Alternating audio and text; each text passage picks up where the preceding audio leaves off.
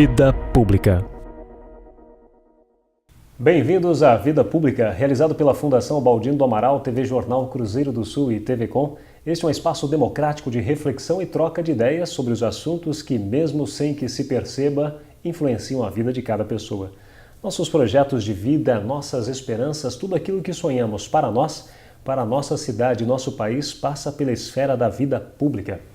Espaço aberto à pluralidade, Vida Pública é um debate permanente sobre a realidade que nos cerca, para o qual estão convidados você, telespectador, e aqui, em nosso estúdio, todos os que têm alguma coisa importante a dizer. E a palavra hoje está com o presidente do CEAVO, Carlos Aparecido Delay. Nascido em Leme no dia 18 de janeiro de 1959, Carlos Aparecido Delay é pai de Ariane, Rodrigo e William, e é avô de Eric. É assentado da fazenda Ipanema em Iperó, onde cultiva 8 diversidades de frutas. Como liderança política e filiado ao Partido dos Trabalhadores, Carlos Aparecido Delay tem uma rica história relacionada aos assentamentos no estado de São Paulo. Atualmente é presidente da Associação CEAVO, o Centro de Abastecimento de Votorantim, que congrega mais de 100 permissionários em 20 cidades da região. Carlos, seja muito bem-vindo ao Vida Pública de hoje. Obrigado. Carlos, e é claro que o telespectador já fica aguçado em querer saber essa rica história que você já nos contou.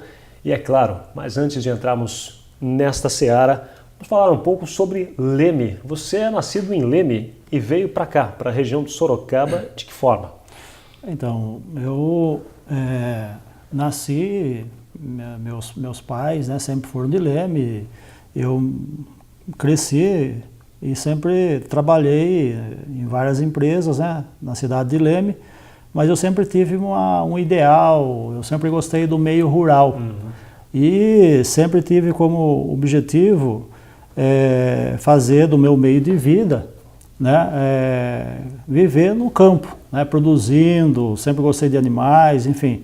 Mas como eu sempre dizia que era praticamente impossível um trabalhador comum, assalariado, trabalhando na cidade, conseguir comprar um pedaço de terra. Né? É bastante difícil mesmo. Bastante difícil.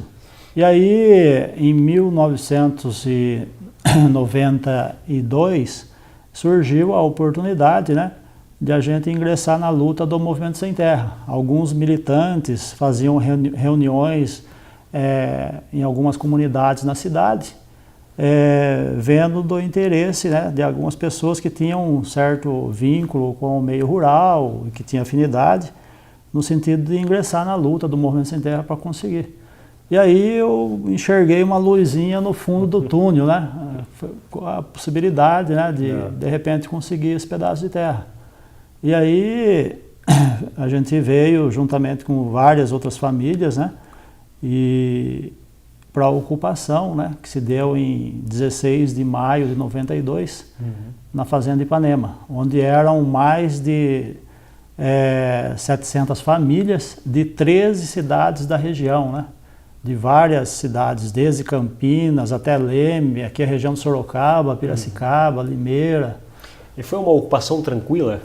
Então, a ocupação da fazenda Ipanema, pelo fato de ser uma ocupação muito bem articulada, com vários apoios, tanto de igreja, sindicato, várias organizações, né, que apoiavam de fato partidos políticos, e a seriedade, então, da militância, inclusive, né, que tem a militância de vários estados, para organizar essas famílias, a gente conseguiu evitar, né, o despejo do assentamento, que não ocorreu, né, foi um dos poucos das poucas ocupações que não ocorreram a reintegração de posse.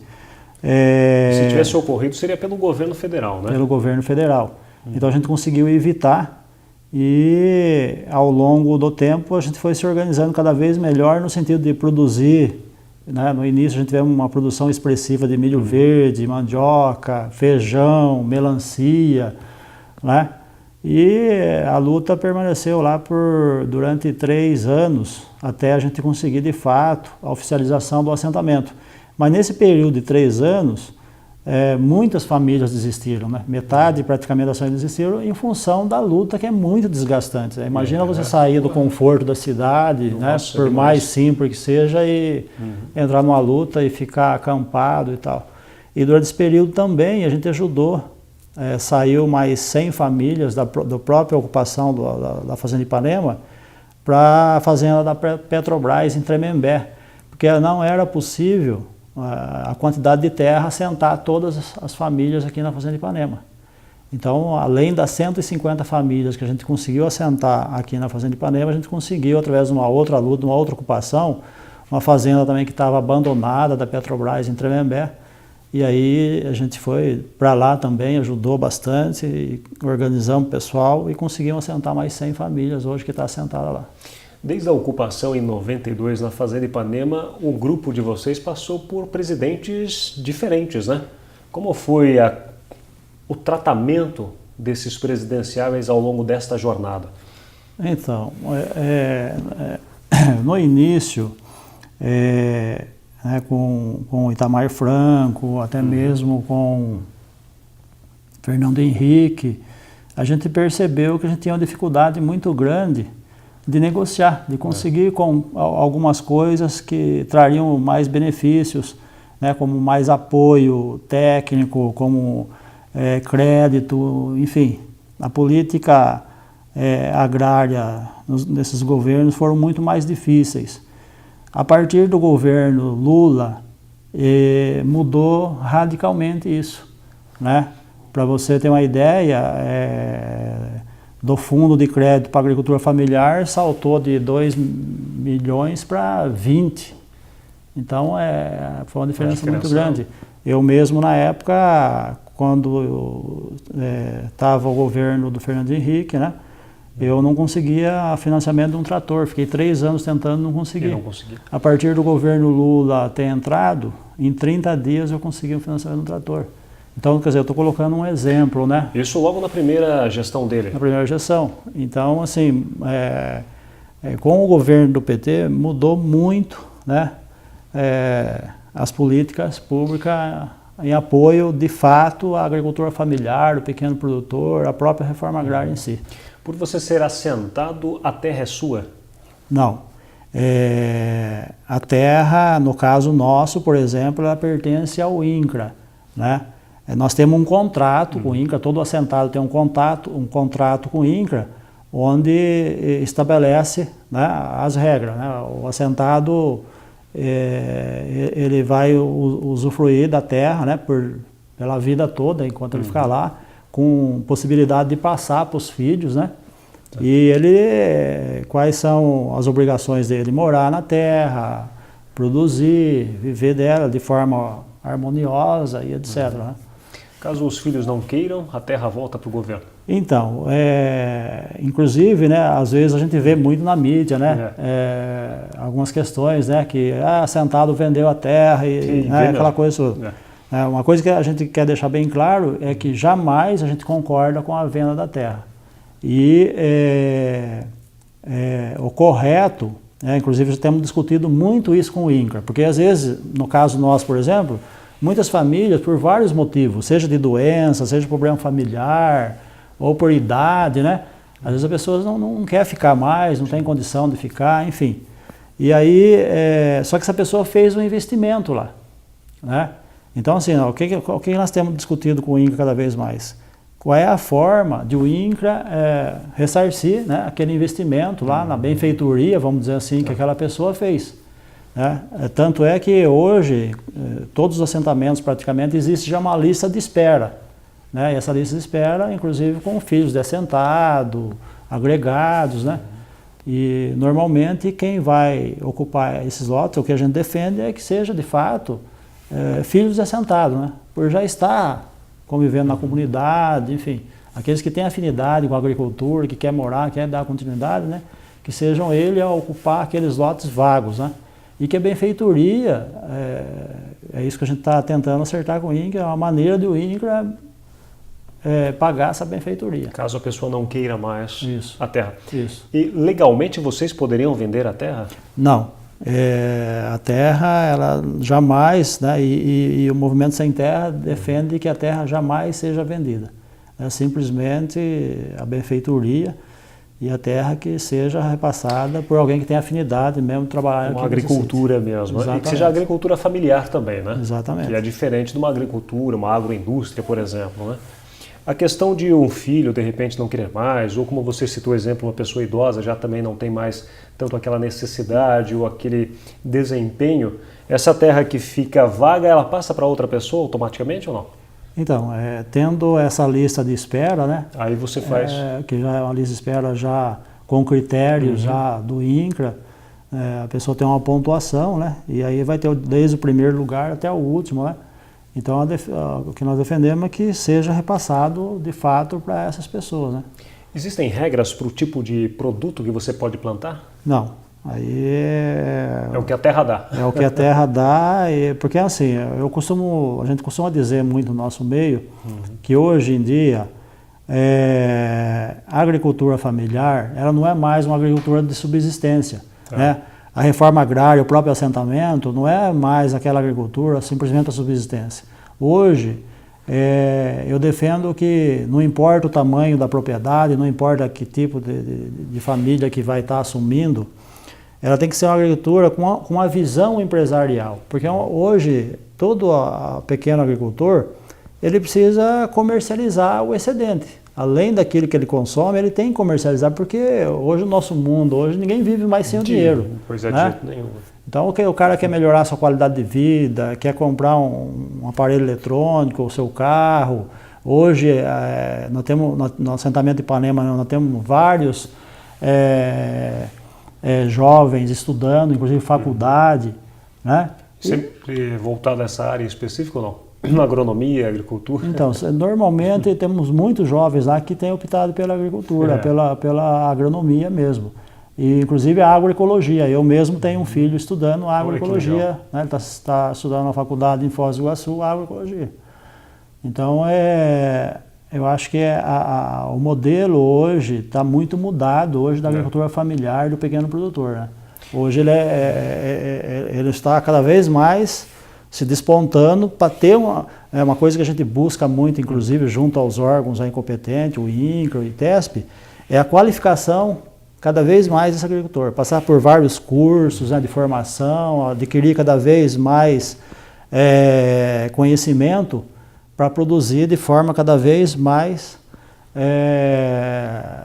contínua, com qualidade, enfim, para atingir de fato os mercados. Né?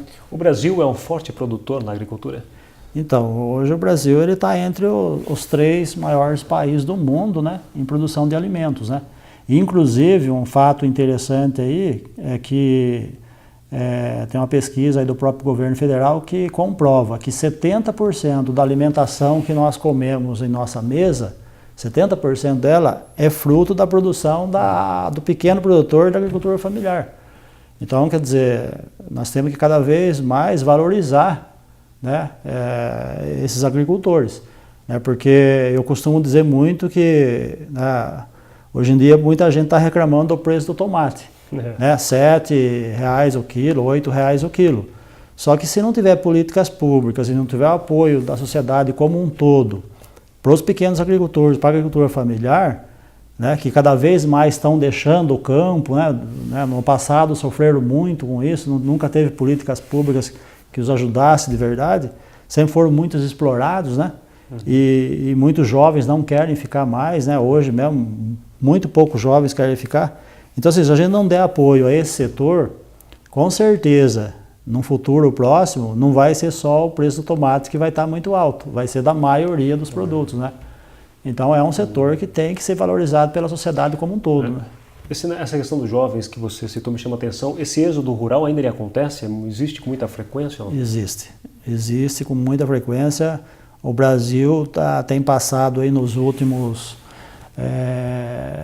acredito que nos últimos 15 anos, por um êxodo rural muito grande. É visível. Eu, por exemplo, né, que faço parte desse meio, né, inclusive lá na CEAVO, né, no outro projeto que nós fazemos parte, a gente conhece muitos agricultores lá de Piedade, Piedade, por exemplo, se você pegar os números de 15 anos atrás, você vai ver que o número de pessoas e famílias que produziam no campo era muito, mas muito maior. E quando a gente vai lá e a gente conversa com esses agricultores, é visível o abandono, né, de muitas famílias do campo. E isso é um prejuízo muito grande para a sociedade, né? Só para finalizar essa parte do tema, Carlos, o assentamento, ainda a luta é muito grande ou hoje já está mais tranquilo? Então, o que nos conforta muito hoje é isso que eu falei, né? As políticas públicas melhoraram bastante depois do governo Lula para cá, né? Em relação a crédito, assistência técnica e tal, e principalmente a questão da comercialização, né? O governo, com aquele programa de aquisição de alimentos, né? O PAA, isso tem ajudado muito os assentados. E, por último, a questão do PENAI, né? O Programa de Alimentação Escolar, né? Que hoje a Secretaria de Educação das Prefeituras é obrigado a comprar os produtos da agricultura familiar. Que é para merenda, né? Para merenda escolar, preferencialmente. Né? E isso é lei, né? Nós temos debatido muito essa questão junto às prefeituras, discutido muito, porque a maioria das prefeituras ainda não cumprem o que a lei determina. Verdade. Que é comprar, de fato, no mínimo, né, 30%, que pode comprar até 100% se quiser, né, os produtos da agricultura familiar. Que é um produto muito mais fresco, de qualidade, mais fresco, de qualidade, inclusive, diversificado, né? A gente está tendo dois problemas sérios em relação a essa questão, por exemplo, da comercialização dos produtos para a prefeitura. Primeiro que a prefeitura ela não tem dado a preferência pela produção regional. Você vê, às vezes a prefeitura está colocando lá, por exemplo, maçã na merenda escolar, que vem lá do Rio Grande do Sul, sendo que aqui nós temos aqui laranja, nós temos manga, nós temos goiaba, nós temos banana em quantidade. Então temos várias frutas regionais aqui, por exemplo, que não coloca. Poderiam ser bem mais aproveitados. Bem mais aproveitados. Né? Você pega, por exemplo, a questão, vamos pegar a questão da mandioca e a questão da batata. A mandioca, por exemplo, ela tem uma forte produção entre os assentados. É uma coisa com muito menos agrotóxico, né? Muito mais saudável a mandioca, e ela substitui perfeitamente, por exemplo, a batata. Né? Então, quer dizer, isso é uma luta para a gente tentar convencer as prefeituras. E né? O que gera essa resistência das prefeituras? Então, eu acho que assim, a prefeitura precisa conversar mais com as cooperativas, participar mais, tem que ter mais esse entendimento. Né? A outra questão também que pega muito, que tem dificultado muito, é a questão da logística. Porque a prefeitura quer que as cooperativas dos produtores façam a entrega dos produtos ponto a ponto nas escolas. E a cooperativa ela não tem estrutura, ela não está preparada para isso. Então esse é um outro grande impedimento, né? Para fazer com que esse projeto dê mais certo. Precisava de um apoio logístico das próprias prefeituras. Das próprias prefeituras, porque as cooperativas não estão estruturadas para esse tipo de coisa. E de repente, de a prefeitura chegar até os postos.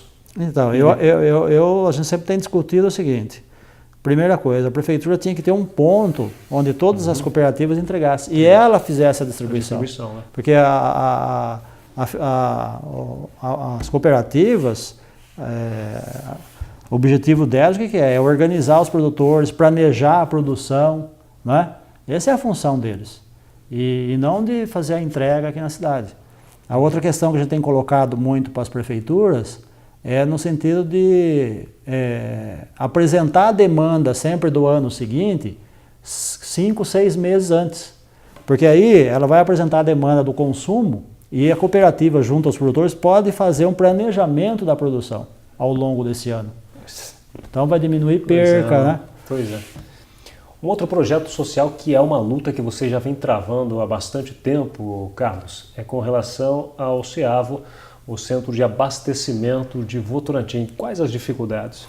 Então, eu sempre costumo dizer assim, que esse meio que a gente vive é uma luta para quem não tem a terra, conseguir a terra, como foi o caso meu e de tantas outras pessoas, né, que lutam através do movimento social pela reforma agrária. E os pequenos manter, né, porque os pequenos produtores manter a terra, que é uma dificuldade grande. E aí também tem a questão de crédito, que sem crédito, né, fica difícil, assistência técnica, E é uma atividade de muito risco. A produção agrícola, ela é uma atividade de muito risco, muito desgastante, né? E aí quando a gente pensa que venceu todas as barreiras, e está tudo bem, né? Agora vai dar tudo certo e tal, vem uma luta muito maior que é a comercialização, né? Os pequenos, se eles não estiverem envolvidos numa cooperativa e dentro dos programas do governo federal, fica mais difícil. E aí eu passei por várias experiências nesses 20 anos praticamente de luta pelo assentamento e tal.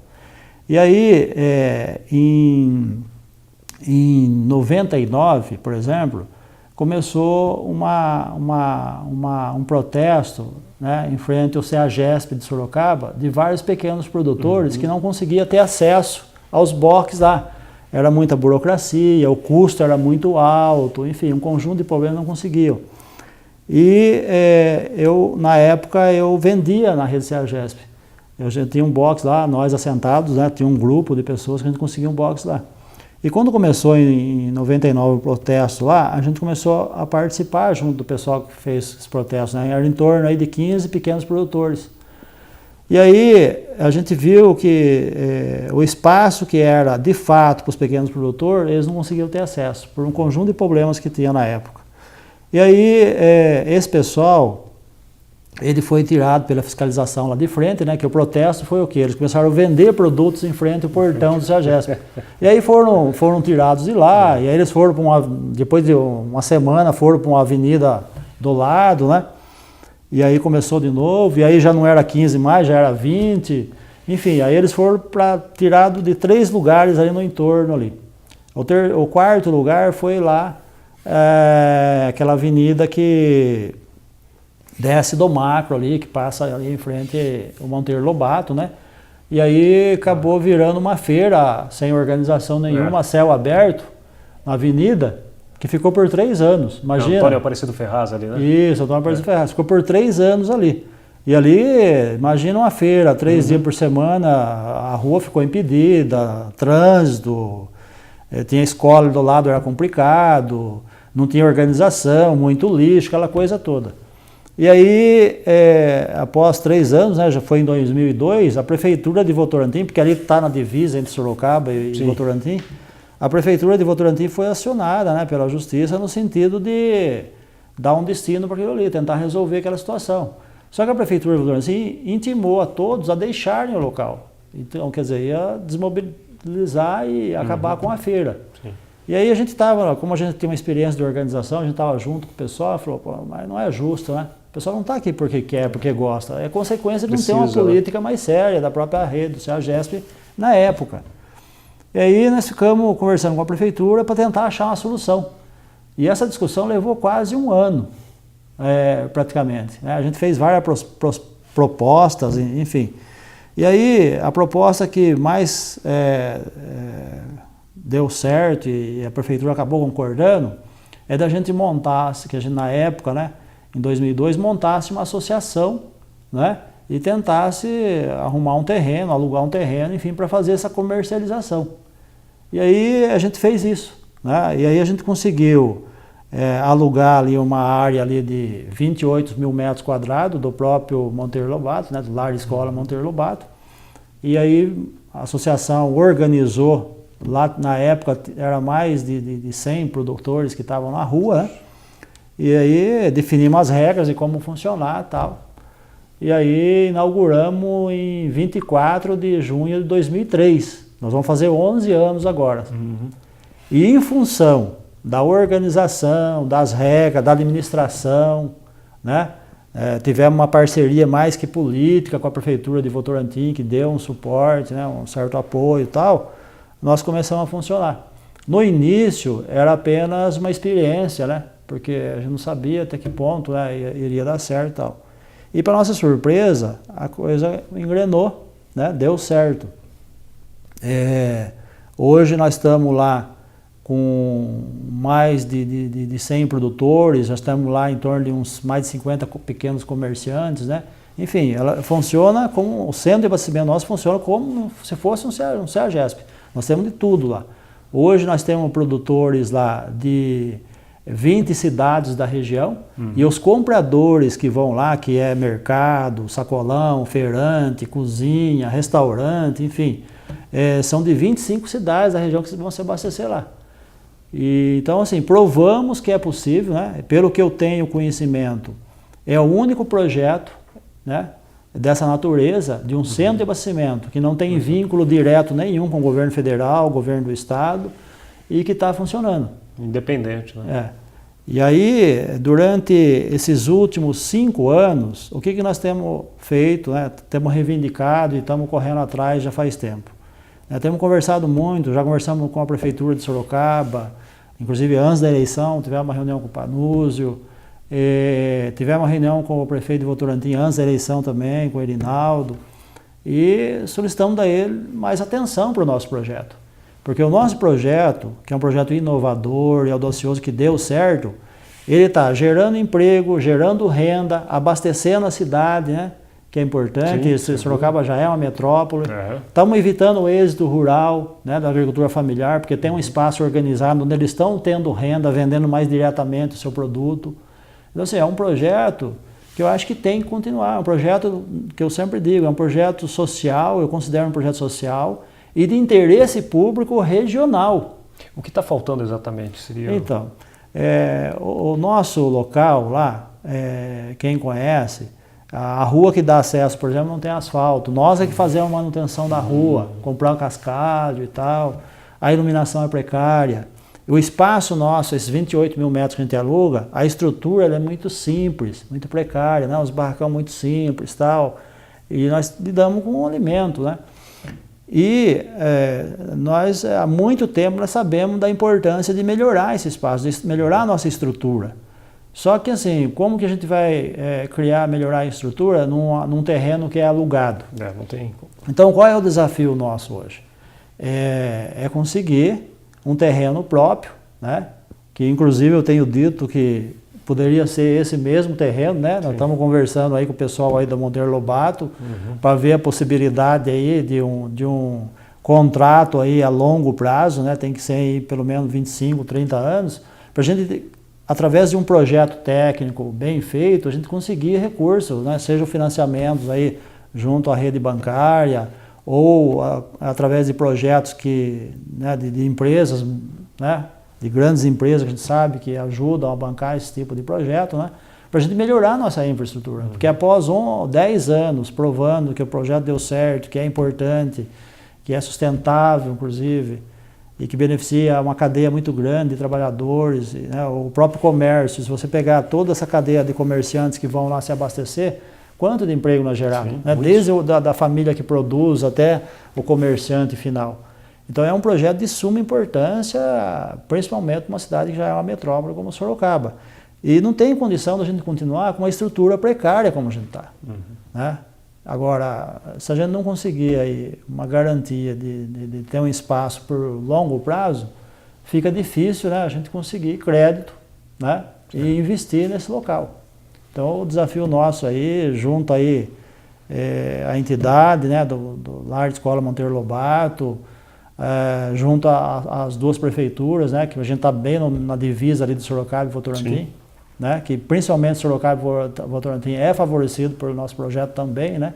Então a gente entende que a importância deles participarem e ser parceiros, né? Tanto é que quando a gente solicita um terreno às prefeituras, a gente quer uma concessão, né? Uma concessão da área para garantir que o projeto continue até quando Deus quiser, né? Só para encerrar, Carlos, qual o horário de funcionamento lá da... Lá a CEAVO, ela funciona de terça, quinta e sábado, a partir das 14 horas. E vai até? Vai até às 5, 6 horas, até quando tem produtos a serem vendidos, né? São produtos frescos, a maioria, uma grande vantagem da CEAVO, que muita gente que frequenta lá gosta, né? Além da gente ter preços melhor, né? 90% é vendido no atacado e 10% no varejo lá. Além dos produtos serem mais baratos, são produtos na sua grande maioria absoluta, né? Produto fresco, produto colhido no dia, né? Muito bem. Parabéns pela iniciativa, boa sorte também nessa disputa que não é nada fácil, viu, Carlos? Obrigado, eu queria agradecer muito, né, ao Cruzeiro do Sul, né, o Fernando especialmente, o seu Laelcio, né, que nos deu essa oportunidade. E contamos aí, né, sempre com o apoio de vocês, né, para esse importante projeto, né, que a gente espera que dê certo. Tá certo. Tá dado o recado que os prefeitos Panoso e Irinaldo deem as mãos e abracem, né, um projeto social tão importante para a nossa região. O Vida Pública de hoje conversou com o presidente do CEAVO, Centro de Abastecimento de Votorantim, Carlos Aparecido Delay. O programa Vida Pública pode ser assistido no canal de vídeos do portal Cruzeiro do Sul em www.cruzeirodosul.inf.br, na TV Com, canal 7 da NET, TV Votorantim, canal 10 e TV Comunitária, canal 3 pela Supermídia. Agradecemos também a participação da nossa equipe de produção, o editor-geral Ednilson Jodar Lopes e o estagiário de produção, Gustavo Henrique de Campos. O Vida Pública de hoje fica por aqui. Até o próximo!